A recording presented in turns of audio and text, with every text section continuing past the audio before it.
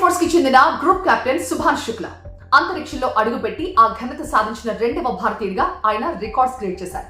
ఇక అంతకంటే ముందు 1984లో వింగ్ కమాండర్ రాకేష్ శర్మ అంతరిక్షంలోకి అడుగుపెట్టిన తొలి భారతీయుడిగా ఆయన చరిత్రలో నిలిచిపోయారు. వీళ్ళిద్దరి మధ్య ఉన్న కామన్ పాయింట్ ఏంటో తెలుసా? వీళ్ళిద్దరూ కూడా ఇండియన్ ఎయిర్ ఫోర్స్ లో టెస్ట్ పైలట్స్. వీళ్లే కాదు, మొన్నటికి మొన్న 9 నెలల పాటు అంతరిక్షంలో చిక్కుకుపోయారే సునీతా విలియమ్స్ విల్మోర్, వీళ్ళిద్దరూ కూడా టెస్ట్ పైలట్సే. ఇక అమెరికన్ ఆస్ట్రోనాట్ అలెన్ షెపర్డ్ అలాగే నీల్ ఆర్మ్స్ట్రాంగ్, వీళ్ళిద్దరూ కూడా టెస్ట్ పైలట్సే. అంతెందుకు, 1961లో తొలిసారిగా అంతరిక్షంలో అడుగుపెట్టారే యూరీ గగారిన్, ఆయన కూడా టెస్ట్ పైలటే. ఇప్పుడు మీకు ఒక డౌట్ వచ్చుండాలి, అంటే అంతరిక్షంలోకి వెళ్లే వ్యోమగాములంతా టెస్ట్ పైలట్సా అని. అందరూ కాదు కానీ ఇప్పటి వరకు అంతరిక్షంలోకి వెళ్లిన వాళ్ళలో 60% మంది టెస్ట్ పైలట్స్. అంతరిక్ష యాత్రల తొలి రోజుల్లో ఏవియేషన్ కి నెక్స్ట్ స్టెప్ గా రాకెట్స్ ని భావించేవారు.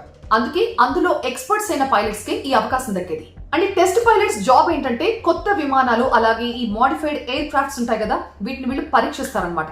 సో వీటి స్టాండర్డ్స్ ని ఫిక్స్ చేయడంలో, దీని పర్ఫార్మెన్స్ ని ఎవాల్యుయేట్ చేయడంలో వీళ్ళ రోల్ చాలా కీలకం. అండ్ ఇది చాలా రిస్క్ తో కూడుకున్న జాబ్ కూడా. హై ఆల్టిట్యూడ్స్ అలాగే జీరో గ్రావిటీ, దీంతో పాటుగా అత్యంత వేగాల దగ్గర ఎయిర్ క్రాఫ్ట్ ని కంట్రోల్డ్ గా నడపడంలో వీళ్ళు ఎక్స్పర్ట్స్. ఫిజికల్లీ, మెంటల్లీ, టెక్నికల్లీ చాలా ఎఫిషియెంట్ పీపుల్.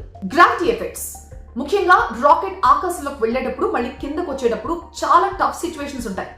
ఆ సమయంలో రెగ్యులర్ కంటే కూడా 3 రెట్లు ఎక్కువ గురుత్వాకర్షణ బలాన్ని ఈ ఆస్ట్రోనాట్స్ ఫేస్ చేస్తారు. అలాంటి టైంలో ఒక్కొక్కసారి బ్రెయిన్ లో బ్లడ్ సర్క్యులేషన్ కూడా ఆగిపోతుందట.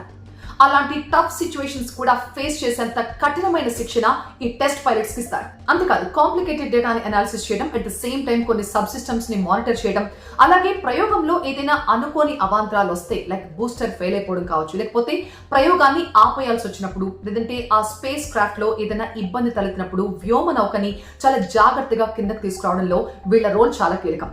గతంలో జరిగిన కొన్ని స్పేస్ ఎక్స్పెరిమెంట్స్ లో ఇలాగే కొన్ని ప్రమాదాలు జరిగినప్పుడు ఈ టెస్ట్ పైలట్సే చాలా చాకచక్యంగా వ్యవహరించి ఆ స్పేస్ క్రాఫ్ట్స్ ని చాలా జాగ్రత్తగా ల్యాండ్ చేశారు. మిషన్ సక్సెస్, ఫెయిల్యూర్, వ్యోమగాముల ప్రాణాలు, ఇవన్నీ కూడా దీంట్లో ముడిపడి ఉంటాయి. అయితే ఎర్లీ డేస్ లో ఈ స్పేస్ క్రాఫ్ట్స్ అన్ని కూడా ఎక్స్పెరిమెంట్ స్టేజ్ లో ఉండేవి.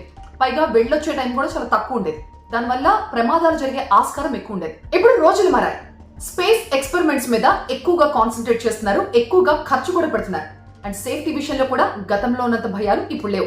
కేవలం పైలటింగ్ నైపుణ్యం ఆధారంగానే కాకుండా సైన్స్, టెక్నాలజీ, ఇంజనీరింగ్, మెడిసిన్ ఇలా వివిధ రంగాల నుంచి ఎంతో మంది అవకాశాలు దక్కించుకుంటున్నారు. వీళ్ళని మిషన్ స్పెషలిస్టులుగా పిలుస్తారు.